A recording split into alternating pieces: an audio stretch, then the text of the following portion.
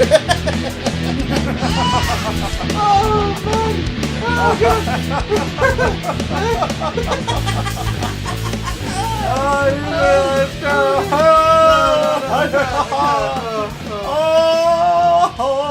No. Have they gone? I can't. Oh. Good, okay. Okay. We don't have to pretend to be full of joy anymore. Yay! Oh, shit, this microphone's on, though. Oh, Mother- damn it. Welcome, one and one, to Big Damn Cast. My name is Christopher. Really need to put some shoes on Johnson. My name is Matthew. Really needs Chris to put some shoes on Watson. That's true, because we've been sat here for quite some time. If you listened to last week's episode, it's the same day for us. So He's began to grow into the floor. I've started to sink in. I've been dressed comfy for this session. I feel like a vagabond or a ragamuffin. You are a vagabond, also a ragamuffin. I should have put a suit on. You're a vagamuffin. What? That doesn't sound right. Hey Matt. Yes. Where am I right now? You're just sat there. Yeah. In real life right now. You just sat there. If you guys are listening to this on the night of release, in real life right now. And if not, why not? Fuck's sake. In real life right now, I'm getting married in a few hours. And if you're listening to this on YouTube, I got married a couple of hours ago. That's a bit mad, isn't it? That's a bit mad. A little bit mental. That's a bit mad. Yeah, but not in this podcast. Not like we're going to do a wedding in this podcast. That'd be weird. Not in this podcast. We do sensible things here, like eat cookies. Well.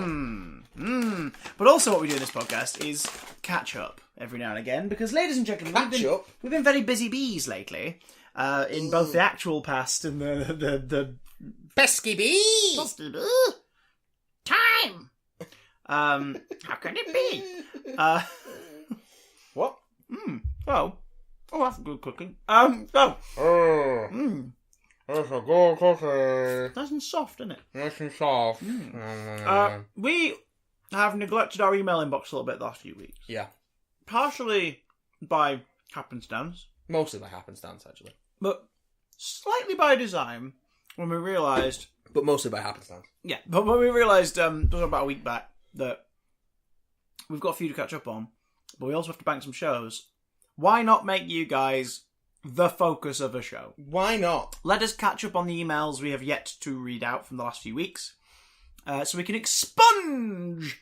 Because, that main story, big headlining pop culture and geek news that came out this last week? No. Yeah, we don't, because we're in the past. So, you watch while we're away, the biggest stories will happen. Yeah, all of them. Everything's going to happen while you're gone. And it's really depressing. Aww. Because nothing happens when you're here. Literally nothing happens. He stops time. Like Bernard's watch. Fucking Bernard and his watch. Jesus Jesus Christ. Don't even mess around. As a kid, that was the superpower you thought would be obtainable and awesome. You wanted that. Yeah. I know. It bends the laws of fucking nature in every possible way. How is he microwaving something if time's frozen? Well, that microwave shouldn't be unfrozen. Don't we all bend the laws of nature, Christopher? And remember, in later ones, if he held on to someone and stopped time, they both... Oh. I think yeah. That's terrifying. Yeah. The rules started to expand. The law of Bernard's watch. Good. Very good. Well, speaking of Bernard's watch... Yes. I've got nothing. I've got nothing either. Right, okay. Let's delve into the emails. We're going to use Bernard's watch. We're going to rewind Bernard. Is that a thing? Can he turn back time? He probably did. With the hands of his watch? I bet he did at least once. Well, we're going to turn that... overpowered, evil, sadistic swine. Way back to the start of September. Way back when, to the dawn of time. But we got this one. When we get this one from Tom Monty. That purr was building up over weeks. Oh yeah, been building up over weeks. I'm going to do this one in the voice as well. No, I've not done it for so the long. voice. The voice. The rise and fall of Little Voice. Are you prepared for this? I would love for you to perform the rise and fall of Little Voice. I would adore that.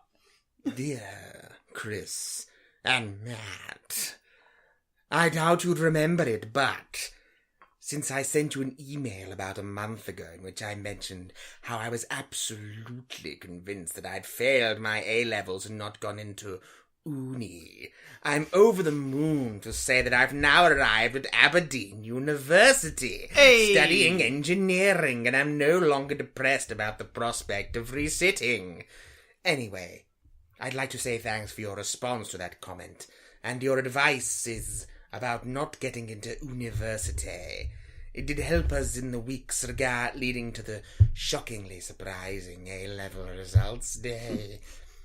Chris, I remember you said you dropped out of your degree soon after you started. Was this a hard decision for you? Could either of you offer any more advice now that I'm actually in uni? Thanks. And there is more, but we'll get to that in a sec. Okay, well done! Congratulations! I do remember you emailing us. Yeah, I recall that as well. And yes, congrats. Belated congrats by now. You'll be well into Aberdeen. Well into Aberdeen! Probably coming out the back of freshers by this point. Hey! Oh, God. Probably with a hell of a hangover, right? Yes, well done. Well done. Sorry, I'm just thinking of a disgusting joke related to what I just said, but I'll leave it to everyone's imagination. I wasn't touching it. I saw it then and I was like, you know what? I'm just going to leave that there. Leave that there. I'm not... Just leave that I don't there. know where that's been. Glistening. I'm not going back for it. Chris, He's in uni now, we can make these jokes. is in uni. Was this a hard decision for you to drop out of your degree? Yeah, no. It was not a hard decision once I realised that the course was wasting my time in terms of what it told me it was going to be about and then what it turned out to actually be about. Yeah. Because for a bit of context, those who don't know, I did performance and film at a university in the northwest of the UK. And I, for the first month, we were palmed off on a theatre company as their ensemble, which was really cool. But then when we got back, we weren't asked to write up on it or talk about it at all. No, good. So I was like, well, where's what we've just done then? Where's that going to be like tallied? Where's that going to be marked or documented? Oh, nowhere. Exactly. So what was the point of doing it? Did no one tell you that? We're not going to do anything. Oh, exactly. But like, what was the point of doing it? And then we got back and we were asked to do some film work in one of the film classes. Because I took it because I wanted to learn a bit more about like television performance and editing and you know, more on the production side of performance and, you know, self-shooting and things like that. And Well, suicide. no, self-shooting when like it's one person I know. DSLR and all that shit. I know, Petty. I know. So, shout out to Billy T. And Colin B. And his cat collection. So, we were given a filming assignment and the equipment wasn't available from the uni's, like, library, basically. And I went back up to the tutor and I said, hi, right, we've got a week, haven't we, to get this stuff shot.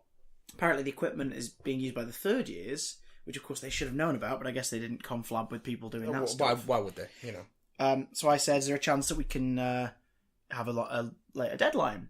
And they went, no, we really need it for next week, ideally. And I was like, right, well, tell you what, I've got my own equipment, not like the same quality as the unis, but I have my own equipment. Yeah, so I got some stuff. Sketch stuff and everything. Like, if some of us got in a group, we could do it, and then if I let everyone else in the class know, then they could team up with people to make stuff. Yeah, why not? And she went, it's just, we need it to be on our stuff because we're using our editing software and everything next week. And that was when I realised, you only know the ABC cookie cutter of this, like what you've been taught to teach. Yeah. And you are not listening to basic logic.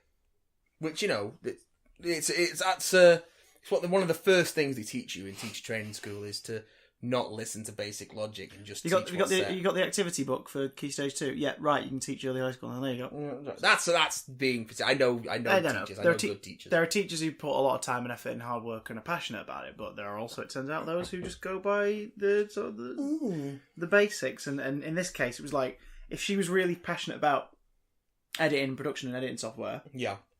She would be able to accept alternatives or come up with an alternative. You'd think. Yeah. You'd think, wouldn't you? And she didn't. Yeah, she still expected it in the next week. In that moment, Mr. Good. Monty, that's the moment where I went, yeah, I'm leaving.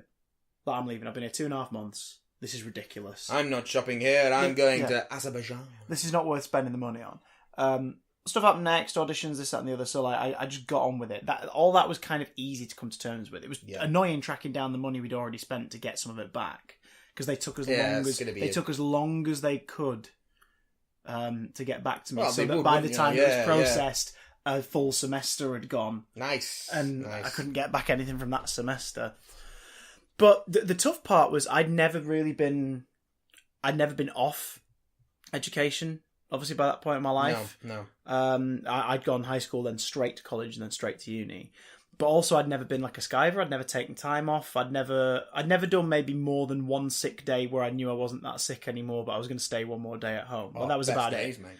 But that was about it. It was like once in high school, I felt shitty. I had a bug for 2 days, and the third day I woke up, I was like, I think I feel alright, but I'm gonna pretend I'm not because I'm gonna feel pretty. Yeah, do you know what I mean? Yeah, So, like, so that was the extent of I've it been for there. me. I've been there. That was the extent for me. So the notion of just not showing, because what I did was I just didn't go in on the Monday after that Friday. Yeah. I just didn't go in on the Monday. I just woke up that Monday morning and went, I'm not going in today. I'm not. I'm still reeling from the bullshit of Friday. Fuck this. I'm not going in. By Wednesday, I'd like finished a fan film script I'd been working on. By Thursday, I'd edited some new videos together and had started reading some stuff on film production. And by Friday, I was in dialogue about getting an audition for something. I was like, you were doing what you were supposed to be doing. yeah, it's like I'm gonna self teach. I can't do this. So on the Monday, I applied. Yeah. To leave, and it took till the following February for it to be confirmed. Good. Yeah, Good. That's helpful. And then after that, they phoned me asking if they could have a quote for their materials Cheeky in relation bastards. to how the uni helped me, because obviously someone there had got wind that by this point I was doing CBBC. Wow. Yeah. So, wow. which is why I'm not going to name the uni, because I don't want to take a dump on them, because the current version of that department might be brilliant, and I don't know, so I don't want to shit on them. But back then, not so much.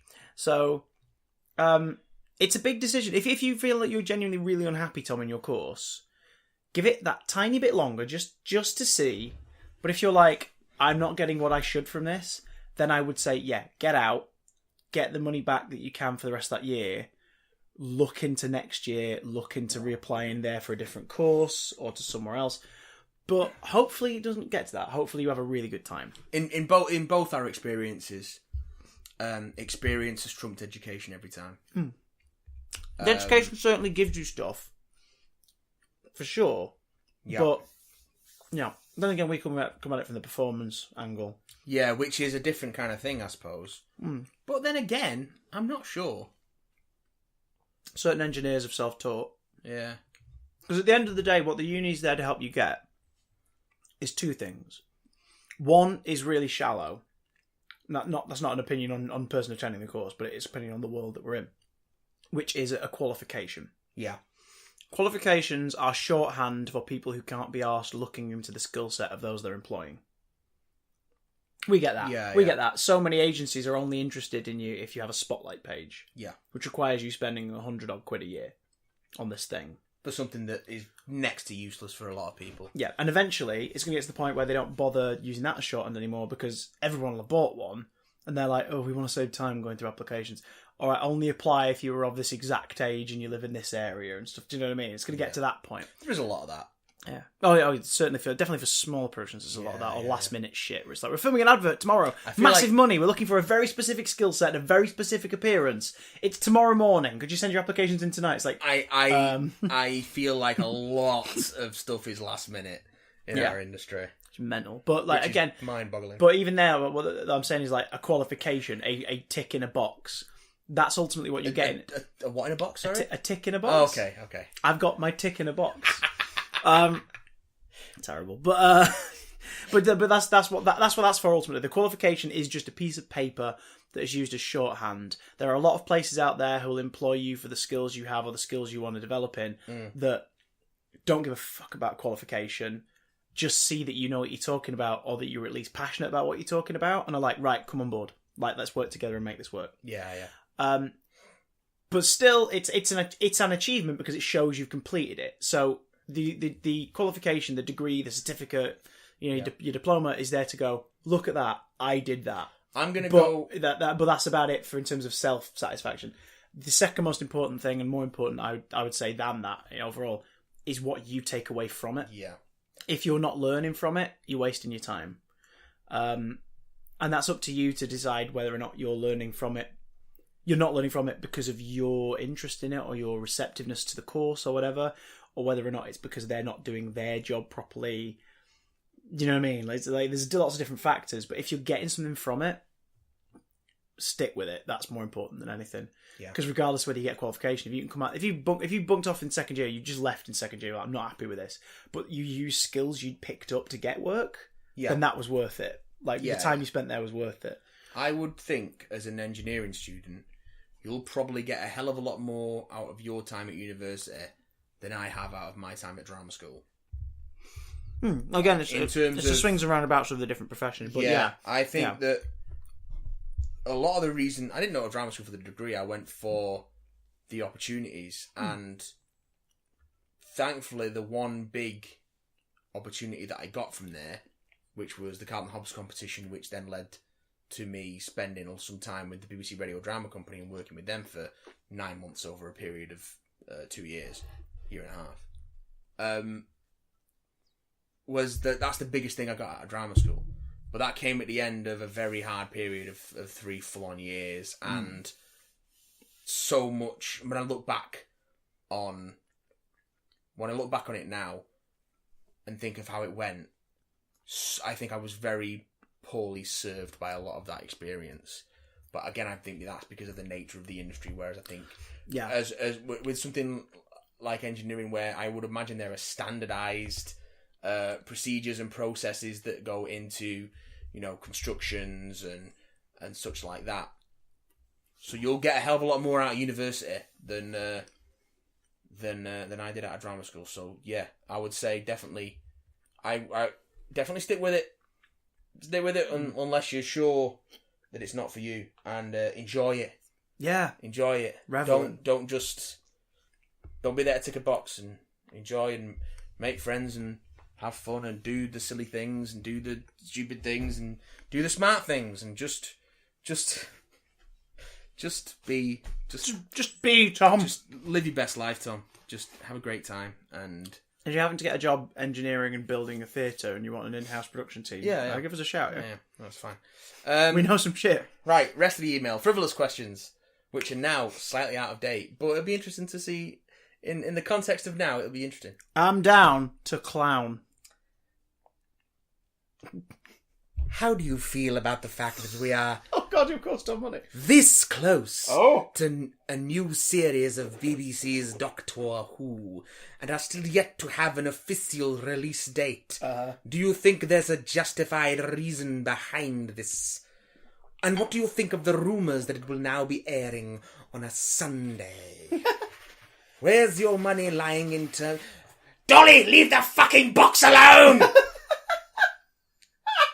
Where's your money lying in terms of the release date? I'd be happy to bet that we would have seen episode 1 by the end of September. All the best, Tom Monty.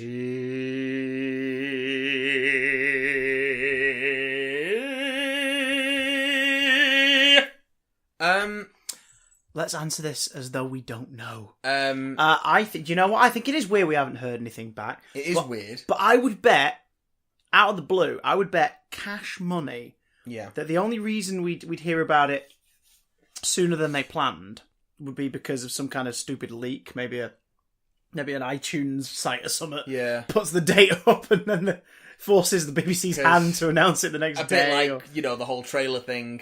Yeah. In fact, but I'll tell you what, I bet right now to everyone who's listening, I bet £1 million. £1 million? That the series is going to launch on Sunday, October the 7th. Why that date in particular, Christopher? I've just got a feeling.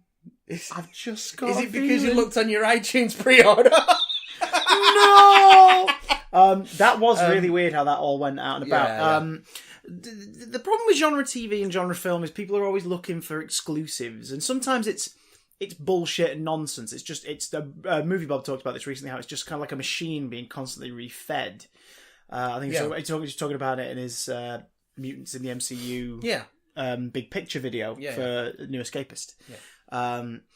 And he basically says, like, there's all these puff pieces of like, oh, this means this, what's that? And then 5 pages of article discussing a thing that later on turns out to be completely pointless. Yeah. But it's because pop culture news sites need stories to generate.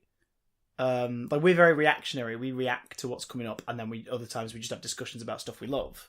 But a lot of those sites obviously put out 4 or 5 stories a day. Yeah. Where they're picking up on the tiniest thing and turning it into a big article, which the studios don't mind because it's free publicity, constantly reminding people that their stuff exists. Which is why I've been getting notifications constantly about they're doing Scarlet Witch and Loki series for the Disney streaming service, even though that it's an unconfirmed report from Variety. But every single fucking outlet has picked it up and is reporting it as a fact. Yeah. And Variety usually have good sources, but, you know... But what could this mean? Here are 10 examples of the sorts of stories they might tell about Loki. It's just like, you know, it's content generation. Doctor Who Mr. Content is a much... must be fed. He must be fed. Mr. Content knows. Mr. Content cares. Mr. Content only comes when you swears. Ask me how comes is spelt. So, Doctor Who's a much smaller production thing. It's not the MCU. It's not a big Disney property. It's obviously worldwide known, but it's a tinier thing. And it is just a production team in Cardiff and a marketing production team in Cardiff and in London and stuff. And that's it. At the end of each of his legs. And that's... You know, that's how it is. So, when it comes to leaks for this stuff... Whatever leaks is going to unfortunately be big information because it is a small thing. That's why I think a lot of the filming outside hasn't featured any apparent creature stuff or anything like that because they don't want anyone to see that. They want to wait till you watch it to see it. So yeah, and that's why they've a lot of the filming I believe has been done internally at Roath Lock and at other studio facilities to make sure that certain stuff doesn't leak out. Because nearly the entire series is actually set inside the TARDIS. It's going to just be a different room inside the TARDIS every week. We call this the Invasion of Time 2. Filming in a leisure centre boogaloo. Into the TARDIS again. Journey into the off centre of the TARDIS. Again. The edge of destruction. Again. Just find a pair of scissors on the floor somewhere. So what's happened here is obviously info's been given out to iTunes and other digital release platforms for, right, here's all the stuff for your info for episodes going out for pre-order and blah, blah, blah, and this and the other. You can get your pre-orders up. iTunes Germany or wherever it was made the mistake of saying on the episode information for The Woman Who Fell to Earth, nothing much else at all, but they put available from 8th of October, first broadcast 7th of October. You stupid boy. Now, considering the broadcasting of it in Germany this year is going to be, like it has been for many years for different countries around the world, on the same calendar day as the UK release, that news spread. And was it Digital Spy who talks about it? It usually is. It probably was. Because they put a statement out saying... Digital Spy have been speculating for fucking ages about the release date, though. I think it might not be Digital Spy, but I'm sure it was. They put out a thing... The other day, there was like, oh, is it on this date? Is it on this date? Well, they put out a thing saying, this has been uncovered. It's on thingy. A lot of people have noticed it on the iTunes library in Germany. Fucking exclamation mark. Well, no, but like, people have noticed it on iTunes Germany and they're talking about it, so I guess we have a release date, guys. Looks like Doctor Who's coming out this day. Yeah. BBC sent them a cease and desist. And after the fact, they took down their article and they wrote an article saying, look, here's the thing. We are not a big professional organisation. We cannot afford gigantic legal fees to go up against BBC Studios. Yeah. We are like 7 people and an office. So we've taken down the story, even though we now believe the information is out there, which it was because by this point the BBC announced it. Yeah, the truth is out there. Yeah. So they said, we've taken the story down. We are big fans of this. All we did was relay publicly available information. And we've been attacked. We feel that the BBC have the right to do this. Nah, fuck off. But we're wrong to do it like this. Yeah. We're not going to be reporting on anything to do with the release date of this programme for the foreseeable future. We are looking forward to it all the same as staff, and we hope you guys enjoy it when it comes out too. And that was their statement. Yeah. And I wouldn't be surprised if they held back on even doing Doctor Who stories for a bit, mostly out of spite for how BBC Studios handled this. Yeah. Because that's gross, the way it was handled. Like, proper gross.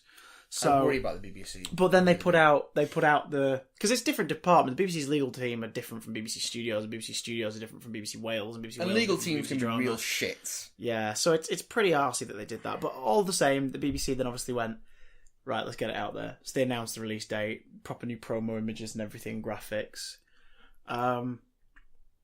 So it's a shame what happened with that site. But in relation to the release date, Sundays.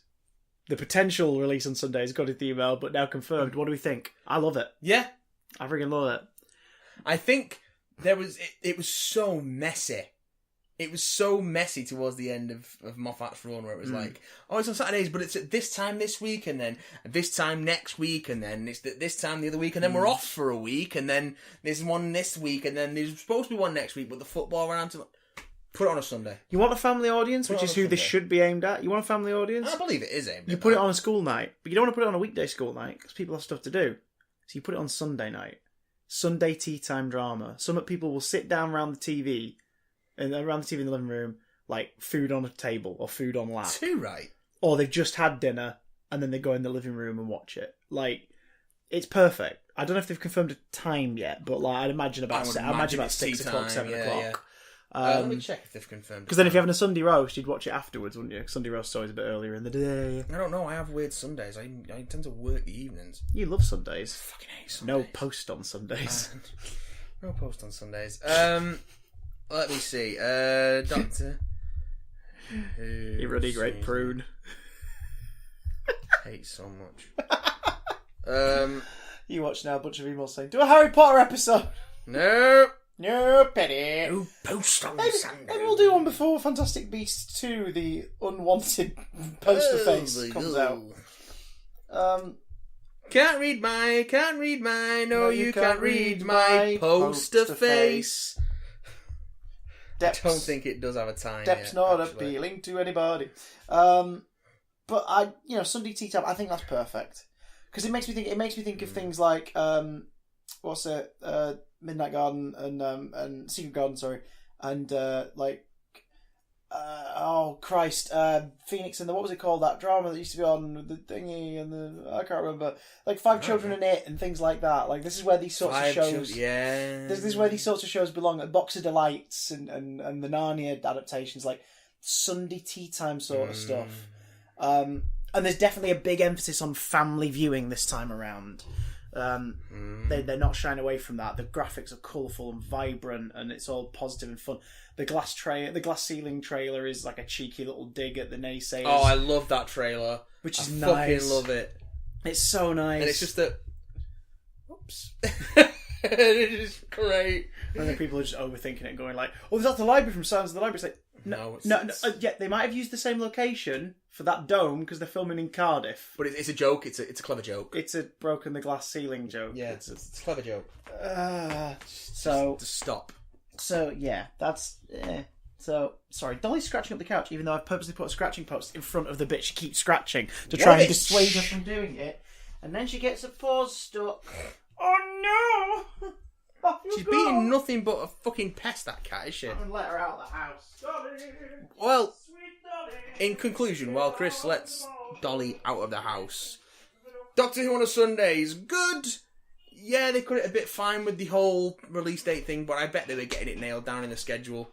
And I do wonder. Yeah. I do wonder what day they planned to announce it, though, because it would have been cutting it very close, wouldn't it? Like you they say. would have been cutting it fine. So, what was the plan? Maybe Whatever. end of September. Maybe they're planning to do the whole like, oh yeah, when's it coming out? 2 weeks, motherfucker. Yeah. We'll see you later. Or like- that could have worked because they were already generating buzz over the last. Or like couple the months. radio times before.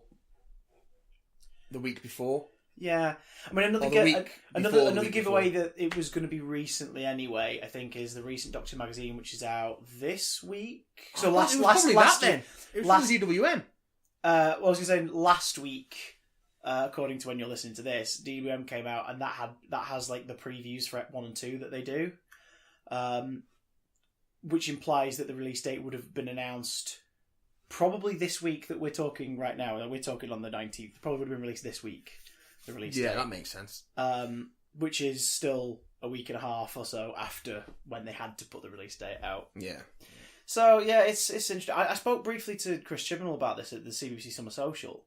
I asked him because it'd been shortly after the trailer leak that Oh yeah. the clip leak. Oh yeah. Did you interview Chris Chibnall? Is that something that happened to you? I might have. No, but like I asked him about. I said like how's it like? What's it like dealing with stuff like that? And he said, well, that's the thing. In the legal departments and everything, we're separate sections. Yeah. So when we find out that stuff, we're contacted to talk what's happening, and we're like, oh bloody hell. Yeah. But then their focus is making the show. So it's this whole sort of thing of like, yes, we touch on it, but you guys need to deal with that. We've got to do this. So I can imagine like him and the guys like in Rothlock and BBC Wales probably weren't best pleased with the snappy reaction to the digital spy thing, for example, from legal, because that's harsh. Do you know what I mean? You don't want the show to have some stigma around it that they're being horrible to people, considering it's not everybody working on the show that has anything to do with that stuff. It's an odd one.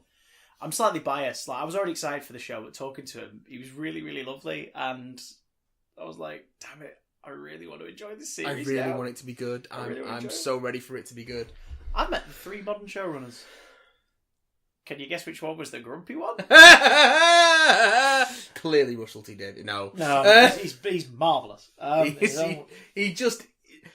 If you think of Russell T Davies, Marvellous is definitely the first. He's wonderful. Just his big grinning face going, Marvellous. He's lovely. and I'm sure the other guy is lovely on different days, but, 3 of those days I met him. 3 of those days he was in a mood. Shit right, though. This one comes in from... How dare you, sir? Have you seen The Curse of Fatal Death? Well, he has been recently. We found this out. We've been watching Doctor Who for this marathon, and we found out, because Lou watched Doctor Who and the Daleks for the first time last night. Spoiler alert, she hated it. It's not very good. But we were looking into it, and I found out, I didn't realise, I've not read the Day of the Doctor Target novelisation. Apparently in that, there's a bit where Kate Stewart explains that there are fake documentations of the Doctor out there. Yeah, including they sold the Doctor sold his then rights to his to an adventure or two of his to a British studio. Yeah. Because the idea being then that when people look up the Doctor or look up TARDIS and things like that, they'll just get evidence of this Peter Cushing movie from the 60s. Yeah. I was like, that's really dumb, but also really great. Yeah. I like the goal. Not the goal a bad idea. So the reason why Doctor Who and the Daleks and Daleks Invasion Earth 2150 AD are nothing like the TV show is because they're not meant to be like the TV show. See. So there's one where I think it's a Gary Russell book where the 8th Doctor is sort of something about his future, and he sees there's 3 different sort of men in this vision that you see briefly. And the way the book describes it is it very subtly describes one as like a shorter haired man in a worn jacket. Just like, and I think this was before series 1 had finished filming, so obviously some hints had been given to I think it might have been Gary Russell sort of to give a heads up. But the other 2, the descriptions allude to it being the Schalke Doctor. Oh yeah. And the Rowan Atkinson Doctor from Curse of Fated Death. Which is great, because it's like that book's going, oh yeah, those are the 2 Doctor Who things you watch that aren't canon. They still count. Yeah. They're just alternate versions. Everything, in a show with time travel, everything is canon. Yeah. So don't worry about it. 600 years in a sodding sewer! And also nothing is canon. This one comes in from a freshly devoweled Dan Rawlings. So I'm glad you said voweled. He says disemboweled. Hello, big damn sliced beetles. Oh, Beatles spelt as in the band, so apparently he's got a thing for chopping up Paul McCartney. Are we the best thing since sliced beetles?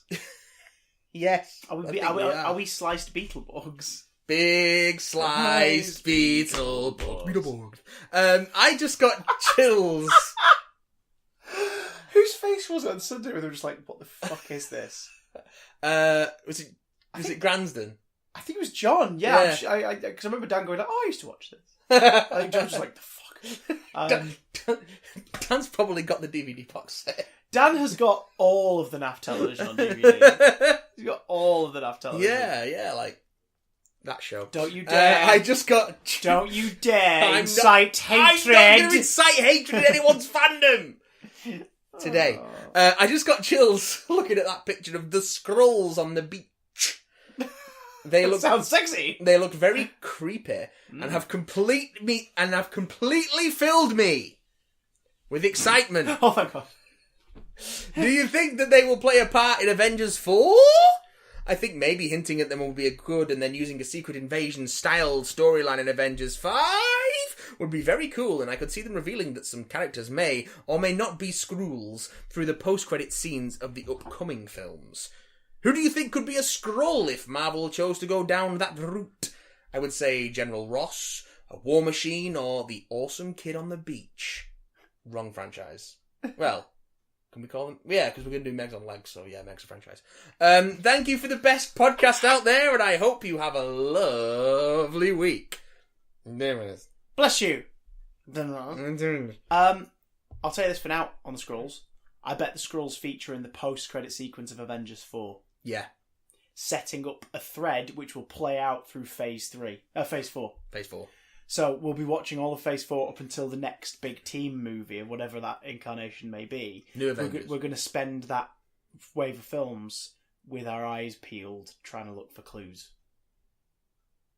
So yeah, that would be cool. Because then you could do then you do Secret Invasion. So even if it's not Avengers per se, or New Avengers, you do a team-up movie. And because you do a story featuring all of these characters. If you do a Secret Invasion film, it can be so different, because look at how little of Civil War was in Civil War, and how little of Winter Soldier was in Winter Soldier, and how... But the spine of the idea remains, so you can get away with quite a loose adaptation. And to be fair, you probably should be doing a loose adaptation of that kind of stuff. So, I could go for a Secret Invasion film. And why not? Skrulls are cool. They shapeshift. Really easy to fuck around with actors. If that actor doesn't want to come back, just shapeshift him, it's fine. All Skrulls look the same, you racist. Do you think anyone who we know now is a Skrull? I speculated before, didn't I? I said, last week. Last week. It was last week, but it was actually like 3 hours ago for us. 2 hours ago. I speculated that what if Nick Fury was a Skrull? Not necessarily one with malicious intent or part of the invasion fleet, but the idea that like that element had always been there, so that retroactively we would then go, wait a minute, and like think back through everything. Do you know what I mean? But you could also have a deep cover Skrull. You could have one who is full blown. Who doesn't know that deep they're cover. a Skrull. Yeah, that was what they did in when they doesn't know they're a Skrull. In the original Secret Invasion, the original Captain Marvel came back from the dead. Yeah, and it turns out that he was a Skrull sleeper agent who didn't know he was a Skrull. Shit. So just like he did for the Kree when he was a Kree agent, he'd gone native, so he ended up fighting on the side of the heroes. Okay. Makes sense. I mean, if you're doing deep cover, you're doing deep cover. Yeah, that's how you burn it. There are, and he's not the only Skrull in that Secret Invasion storyline, and from the tie-ins particularly, who didn't know they were a Skrull until they were activated, which is terrifying. That's a terrifying thought, especially because like the obvious story to do there is like they turn around to them during the final, whatever, and be like, "No, come on! Like you've been a friend with us forever. You've got to think." Like, what would make that more scary is if it's like, "No, it's not going to work." Like, come on, snap out of it. Isn't going to work in this because the thing you thought they were was just really fucking convincing playtime. Like, even they didn't realise it. Yeah. Like, that'd be haunting. Yeah. Because then the character they represented is gone. Like, it is completely gone from the story, unless, of course, they are alive somewhere else. That's got to be a ballsy move, though. It would be pretty ballsy. Ballsy move. Thank you, Dan, for that one. They do look pretty good, though, don't they? This one, them Skrulls. They look fucking great. With their receding purple scale hairline. This one comes in like Mr. Content from Ari Draper. Ari Draper! He says, "Salutations, Matt and Chris. 'Twas lovely to meet you," by you he means Christopher, "in the fine finessed flesh at WarpCon in Manchester, Chris. Such a gentleman..." I missed out a comment there, that's my fault. "Such a gentleman and purveyor of a lovely hug." Ooh. Thank you very much, sir. Hope you and the rest of the famous Five Foo fans had a lovely time. Famous Five P.S. fans, nice. Please host a Primeval Con at some point.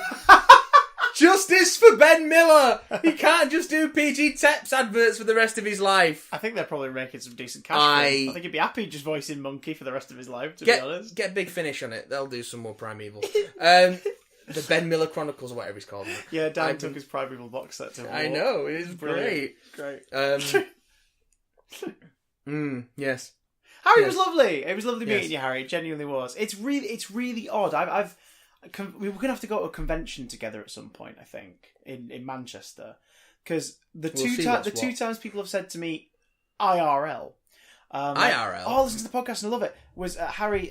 A few people mentioned it on Warp, but Harry mentioned it at Warp. And fan of the show, first time writer, second time writer, third time writer, fourth time writer, fifth time writer, Ginger Luke.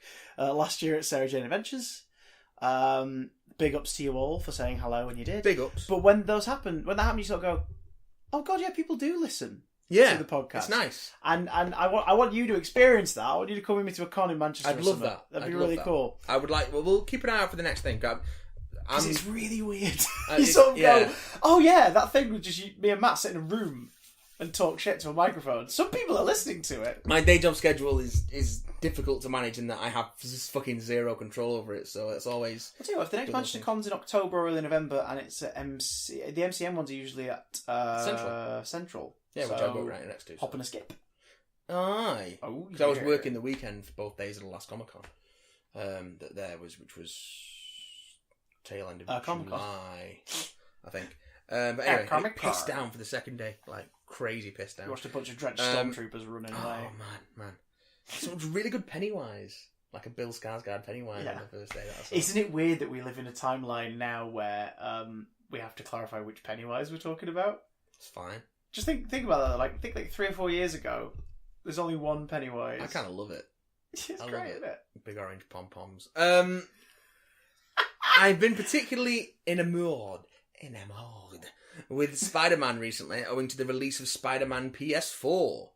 Do you have any particular speculations or hopes regarding a sequel? Any villains or supporting characters or storylines you'd like to see adapted in Insomniac's iteration, or any original ideas you fancy being taken up? I'm quite keen on the prospect of a gang war scenario between the grotesque Green Goblin and the heinous Hobgoblin. Loving some alliteration there. With old webheads stuck in the middle, like the bacon in a toasted sandwich. All the very best, and go forward in all your beefs. I am, I will be Ari Draper. Thank you, Ari Draper. Yeah, I've not played Spider-Man PS4 yet. My girlfriend's just got it, so I've seen a chunk of it, and I've seen a chunk of you playing it. But by the time this goes out, you'll probably have played. I know. Quite a bit, No, I'm not touching it. I've got Transformers Devastation to run adventures in backlogging, and I got Warframe in my spare time. That's how I game. That's how we do. It's really good. It's really good. Drone Transformers are just so weird. You're gonna pass me. I only played like the first 4 hours of it, so you're totally gonna surpass me on that one. We'll see. I've got to record after we finish his here. I've got to record tomorrow mornings tonight because I've gone back to the pre-record format for a bit. Yeah, because I can't. Again, work schedule. I can't get streams out regularly, and there's no point if I can't do it consistently. So I'm going back to the pre-record. I'll be able to do some streams regularly mid-October to mid-November because I'll be unemployed. Hey! So yeah. Yeah. I'm hoping to be unemployed at some point next year, so that might help. Put in general, or? Just in general. Yeah. No. Without going into spoilers too much, I think a Hobgoblin Green Goblin gang war story would be freaking great. Just call it Goblin Nation, and it'd be all about different kind of goblins. Yeah. Bring every goblin from the comics in. Because this game's strength, all the goblins, is that it sort of picked an era. It picked an era to draw inspiration from, and it picked a film to kind of borrow the tone of. Yeah. This feels like a mashup between the sort of big time onwards, like Dan Slott run of Spider-Man comics. Yeah. Meets, at least at first, meets the tone of Sam Raimi's Spider-Man 2. Yeah. And it works super well. Like, it works really, really well. Even just in the short chunk of from near the beginning that I saw my girlfriend playing last night, I was like, that's from the Dan Slott run. That's an idea that's borrowed from the Dan Slott run. That's a character from the Dan Slott run. And it's just, but they use them really well. Weird how the one big difference from the Dan Slott run involved is specifically to one character who behaves very differently from how he does in Dan Slott's comics, and behaves more like how he does in a movie. Yeah, and it's sort of like this feels weird. So even as people who love it and eat this shit up, even we're like on our toes, like, oh, this is different. It takes enough that's recognisable, yeah, and twists it to make it fit their own vision, and it's great. And it's also great when you see. It's also great to see adaptations of old characters use newer ideas from other media, because so much of Spider-Man adaptations is so heavily influenced by the 60s Stan Lee stuff, by the 70s Jerry Conway stuff, and from the, unfortunately, for better or worse, from the 90s Venom stuff, and the animated series. So it's cool to see them update their source material in a way. It's also nice that it leaves some stuff out purposefully because it's overdone, at least in terms of characters. Yeah, I don't. Correct me if I'm wrong, but I don't believe. Actually, no, don't correct me if I'm wrong because I don't want to spoil it for anyone. But as far as I'm aware, there's no symbiote stuff in this. I'm not looking for a confirmation on that. I'm just saying that's as far as I'm aware, so I don't want to spoil it for anything. If that's the case, then I'm thumbs up with that, especially with that Venom movie around the corner, which is promising to be all kind of shades of shit. So that's cool because there's already a game if you want to get all symbioted up, and it's Web of Shadows, and it's on the PS3 and 360, and it's pretty fucking good. By all accounts, not as good as this. This looks like the distillation of. I mean, you were saying earlier how you were getting a little frustrated that some of the reviews kind of threw all the Spider-Man games under the bus while lifting this one up. Every Spider-Man game under the bus, bar Spider-Man 2 for the PS2. Because like, oh, this game does this, which no, the Spider-Man, no, this game has done it before, and this game has done it before. There's side quests which involve like bomb diffusing and yeah, that's every Spider-Man game since Spider-Man 2000 has had diffusing bombs or destroying bombs. Every single one. In fact, the most prominent one is Amazing Spider-Man 2, the last Spider-Man game that came out in 2014, which has a bit where you have to like swing to the shoreline and lob them into the ocean to get them away from everybody. And it seems... the city becomes quarantined for a period. Yeah, like about 6 of the games between Spider-Man 2 and now. Yeah. So... Well, in the very first Spider-Man game, you can't go down onto the streets. Yeah, because in the first PS1 one, because there's a toxin or whatever being spread through the city to try and ward off. I'm trying what it was now. Something or other. Yeah, it's and it becomes symbiote related later on. Yeah. That's a great game. I watched a video essay the other day that said it was a video essay that came out I think last year that said that Spider-Man, the 2000 PS1 game, is the best Spider-Man game up to now. And they're wrong, but it's a nice thought. The reasons they gave were more to do with the overall experience and the story, not so much the mechanics or anything. But it was like, I mean, you're not wrong. And the points they made, it was like, that's a pretty good... Yeah, that is actually... No, that is the best depiction of that character that the games have done. Yeah, no, the tone's perfect. That the wider universe is acknowledged, but doesn't invade the game. Yeah, okay, like, just all this stuff. Like, keep in mind, do you remember in that one, like, Daredevil pops up in the story. Punisher pops up in the story. Black Cat pops up in the story. Holy shit. Jameson is there. Like, Jameson is physically there. One of the earliest boss fights is the Scorpion, in the Bugle level. That I remember. If you swing back to the Baxter building in the first level, if you spot it and swing back to it going off the linear path, you have a brief sequence with the Human Torch. Oh, yeah. There was a cheat for What If mode. I could play where things were slightly different, including, instead of Stan Lee's narration, Uatu the Watcher narrated the game. Stan Lee narrates the game. At the beginning of every level chapter, Stan Lee provides narration. Brilliant. Like it's I mean, everyone's voiced and cast really well. One of them is a borrowed cast member from the animated series, which is Ephraim Zimbalist Jr. as Doc Ock. And everyone else is great. Like, it's the best Venom in a video game ever. He's brilliant. He's so much fun. Yes. They play him more for comic relief. Like, he's creepy, but he's sort of more amusing, and it works really well. Reno Romano is Spider-Man, and he's fucking perfect. Like, he's the first Spider-Man to do a Queen's accent, and it's just like, this is great. I really like that game. I don't know if you know. I really like that game. And the remix of the theme song that comes over the credits, which is amazing. And the fact that if you type a swear word into the cheat screen, a Spider-Man appears and punches it. Yeah. Very good. And the follow-up, Spider-Man 2 Enter Electro, a bit more linear, excellent cinematics, including a Goodfellas parody. I never finished that one because I got stuck on it. And was like, fuck this game! Yeah, Spidey PS4 keeps up the tradition of Shocker being a minor boss, which hasn't happened for a few games, but like in the early ones, Shocker... In the movie games, it became a thing where Shocker was like a boss toward the beginning. Yeah. So he's back in this again, but you fight him twice. You fight him once. Well, so sure, it's why like a not? chase, Yeah. and then he escapes, and you're like, "Oh, for fuck's sake!" You have to go get him again. But it's tied into the story this time. He's not just a random happenstance. The villain designs are cool. The world building's nice. Again, like that first PS1 game, it's set in a wider Marvel universe. Yeah. It acknowledges it. It doesn't really cross over with it, but it acknowledges it. So far, I've seen in like the bios, I've seen allusions to the Wasp. I've seen like it out about in the city. Like we found one of the secret photo ops before, and it was the offices of Nelson and Murdoch, which you totally would have missed if you didn't see it as flash up on the map, because it's just a little plaque outside of an office building. Avengers Tower is in the game. Avengers Tower's in the game. You'll find Alias Investigations. There's a light Excellent. on upstairs and a crumpled up cardboard sign shoved into the window on the bottom floor. Excellent.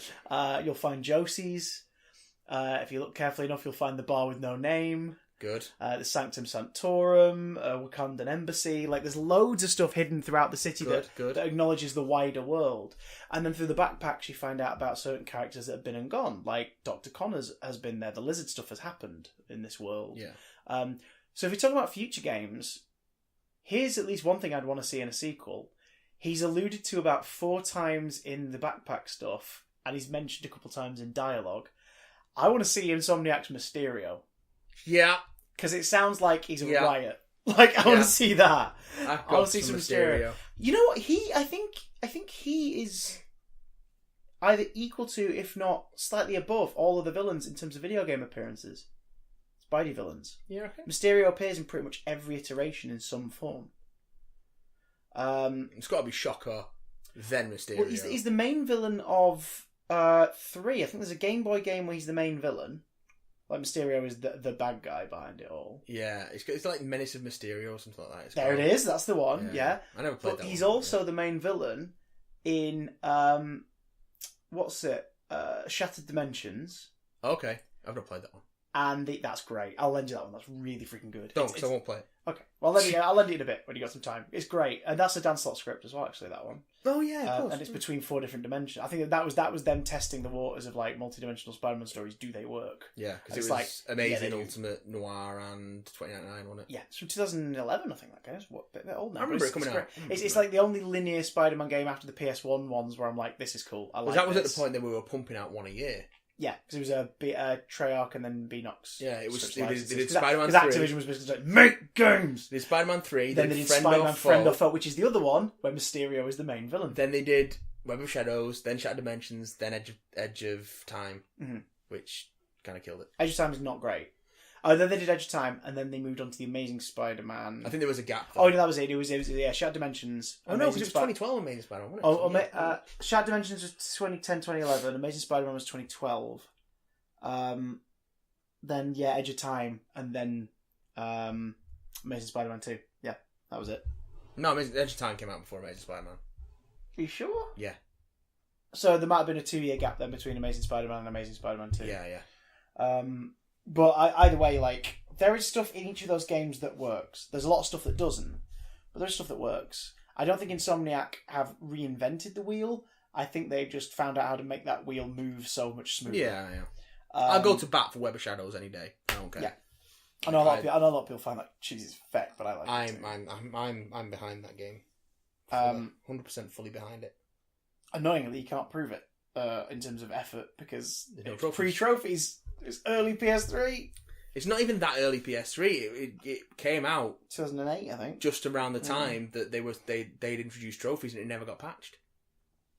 So it must have missed the deadline for requiring trophies to ship. Yeah, because things like GTA 4 got like They got put back in, yeah. But because I was trying to play Heavenly Sword a little while ago, I was like, oh, sort of sucks that they haven't. But it was like a launch title. Heavenly Sword was one of the titles that was selling the console. It wasn't launched. It was early. It wasn't launched, I don't think. But yeah. Well, I know they were doing big campaign stuff around it because it was like, look at this performance capture characters, and Andy Serkis has directed it, and like, you want to play this shit. It's a badass heroine with a massive ponytail and a big ass sword. You want to play this shit? It was like, yeah, I kind of do want to play this shit. It was all right. My PS3 background is a Heavenly Sword background because it's just really neat. cool. It's like her sat on a cliff top under a tree and hair blowing in the winds, all this stuff. It just looks peaceful as fuck, and it makes really nice noises when you move. I did a little bit, but it was So alright. they have themes ready to go, but not trophies. Yes.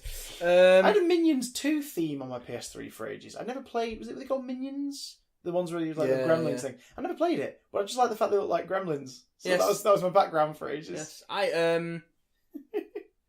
And that name got for ruined. the longest time, I had the 20th anniversary theme on there.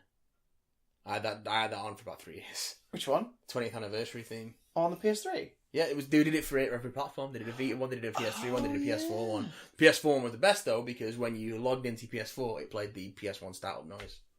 Yes, it did. Oh, I had that on my PS4 for about a year. What was the best PlayStation startup noise? I think it's... I really like... Because one is that... and all that shit. And then if you had another logo after it on the game, it'd make that sort of... It would dwindle out even further. Yeah, yeah. PS2 is that like sort of zooming in through the graphics thing. Yeah. I really like the orchestra The warming up PS3, of the yeah. PS3. The orchestra tuning. Yeah. It's really, really freaking nice. It's just like, yeah! Classy as shit. I really like the PS3 interface in general. PS4 It got just a lot of shit when it came as out, it comes in. but I really like the PS3 interface and the PS4 by extension. I think they're really intuitive, neat interfaces. But hey, that's just me. This one comes in from Jacob. Ah, yes, Jacob Jacobson. Jacob. He says, "Hello, big damn cockers." Can't call us that. So we finally got the Doctor Who Series 11 air date, October 7th. I'm excited. It's going to be fantastico. I also really enjoyed the trailer that... sorry, are you drinking cold drinks out of a mug? There's just a bit of tea left in the bottom. I didn't want it to stain because I've only used it once and I thought I could Fucking monster. use it again. Oh, I'll drink out the bottle. you're such a monster. Anyway, where was I? I also really enjoyed the trailer that the BBC released along with the announcement. It was very different to any Doctor Who trailer we've had before. The song was an excellent fit to the feel of the trailer. Jodie's going to be an excellent addition to the Doctor Who unitard. I'm assuming you're talking about the Glass Ceiling trailer. That came out before the announcement, didn't it? No, just after. Oh, okay. I'm talking nonsense then. Spider-Man PS4 is ruddy good. It's what? Ruddy good. I've only played it for about an hour and it's already brilliant. It's basically Batman Arkham, but with Spider-Man. What more could you need? Anyway, I'll shut up now. Jacob. Good to hear from you, Jacob. Lovely, Jacob. Yeah, my feeling on the Spider-Man game, that from what I've seen so far, is they've taken everything that's worked about Rocksteady's Batman games, and they've taken everything that's worked about previous Spider-Man games, and just put it all together and refined it, and made sure it's all nice and slick and tweaked its nips. and yeah, that's what it is. It's tweaked its nips. It's definitely the evolution of the superhero game as like its own thing, informed by open world game design. That was definitely spearheaded by Rocksteady in with the Arkham City stuff, and has previously been explored in Spider-Man games, and bringing those threads back together. Threads, eh? Hey? Spiders. And I think it's certainly a better fit for that open world formula that Warner Brothers loved so much about the Batman Arkham games that they shoehorned into Lord of the Rings and Mad Max. Like, that structure fits way better in a Spider-Man game than it does in either of those two fucking games. As good as Shadow of Mordor is, Mad Max is just fucking tedious. The only reason I'm still playing it is because I just want to get it finished. It's funny when you first tell me about the game, first described it to me, like it's an open world game. Yeah. I was like, that's just a big fucking desert then, isn't it? Yeah.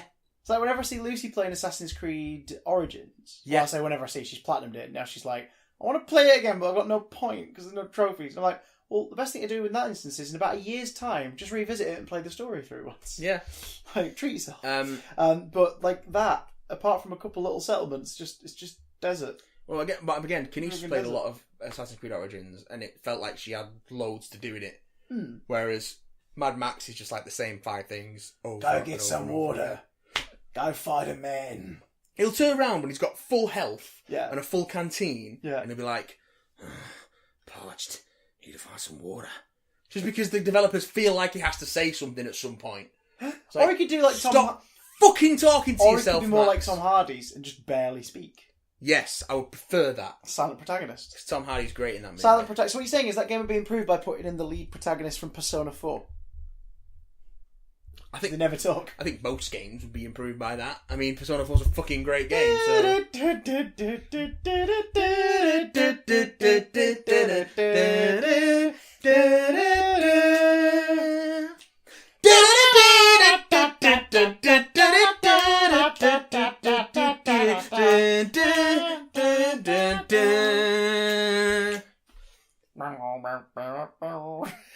Every day's great at your Junes. This is the last email for today, and the last of our big catch up. Remember, if you do send any after this, we won't get to them next week because Chris will still be away doing his things, Eating food at that point. Yeah, and we'll try. So we'll try Chrissy, and get Chrissy, them. yes, Matthew. Eating burgers, no, Matthew. Telling lies, no, Matthew. No, Open no, your mouth. Not on this podcast. Oh.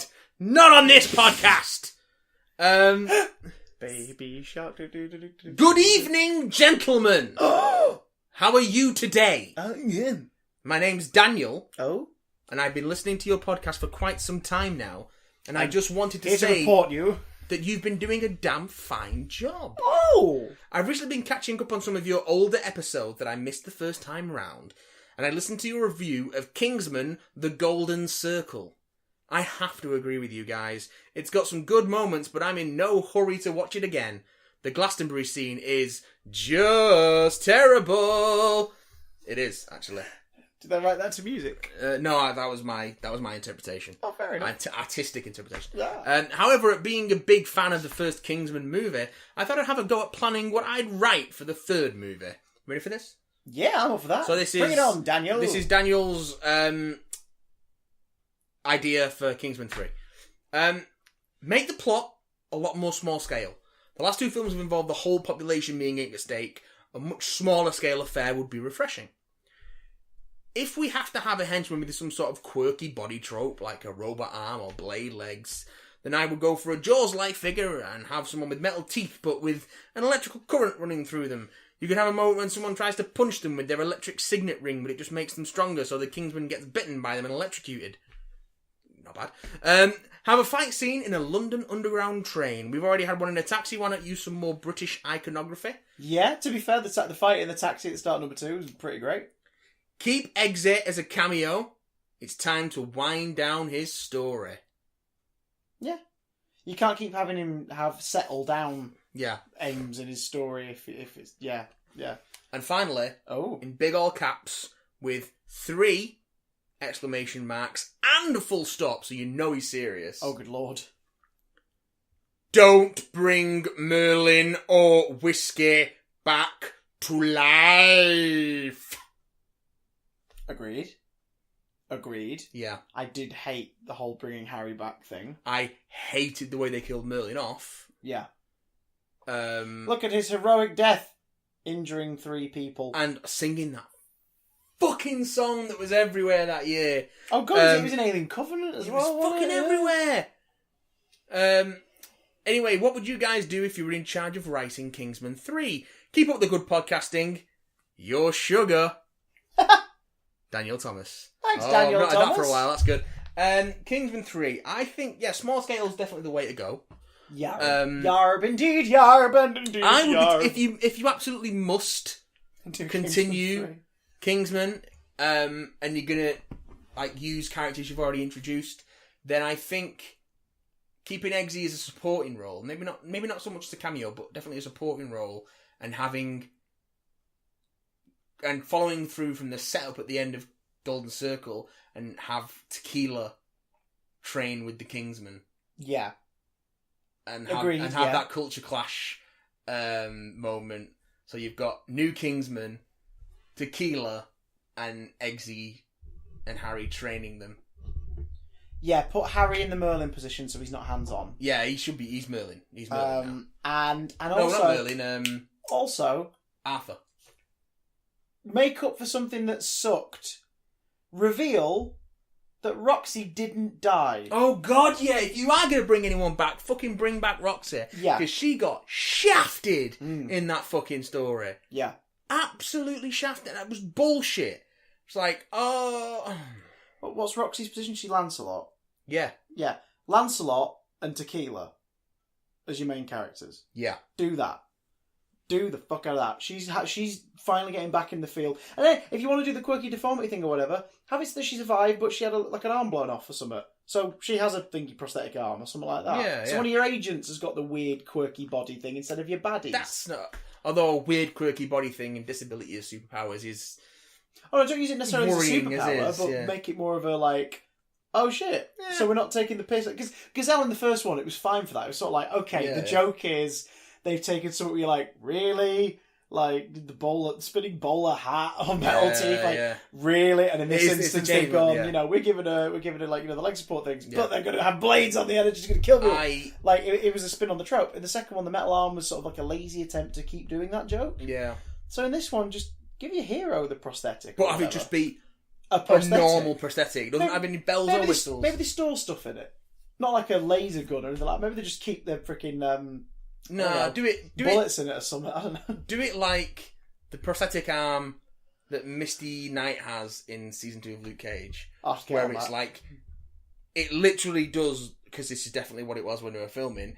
It looks like someone put a glove over her actual arm and put some widgets on it to make it look, but it functions like an actual arm, and she's a bit stronger with it. Like, that's all you need to do. As long as we get a bit in the final fight with the villain where Roxy just takes her fake arm off and beats the villain with it. I'll go for that. It gets knocked off or shot off or something. So she just grabs it and starts smacking them with, I will with go the for shoulder. that. I will go for that. Or holding the shoulder and slaps them with the hand. That would be Yes. cool. Roxy with a prosthetic arm and an eye patch. Fuck yeah, let's just go all in. But the eye patch is actually hiding something.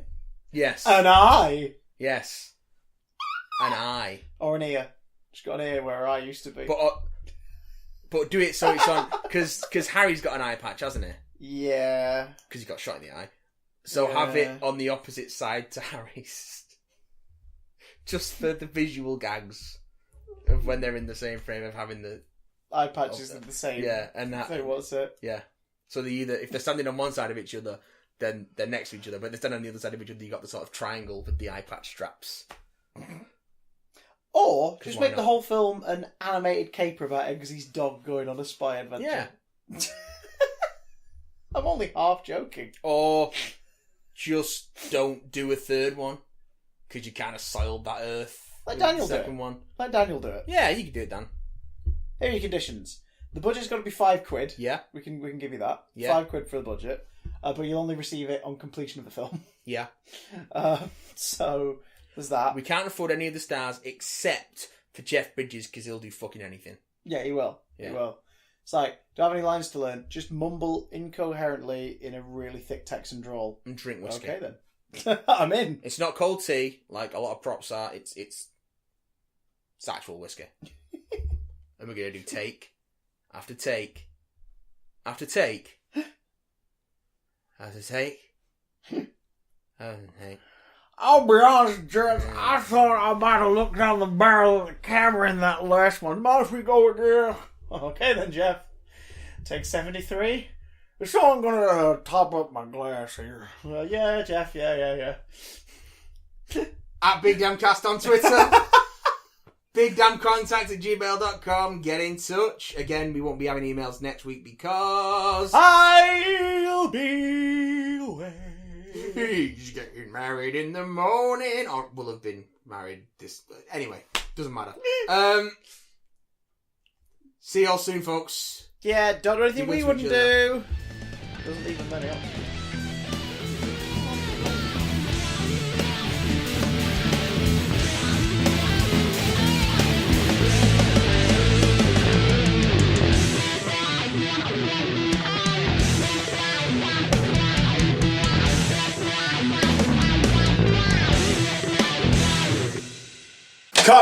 Congratulations! You've been listening to Tripe!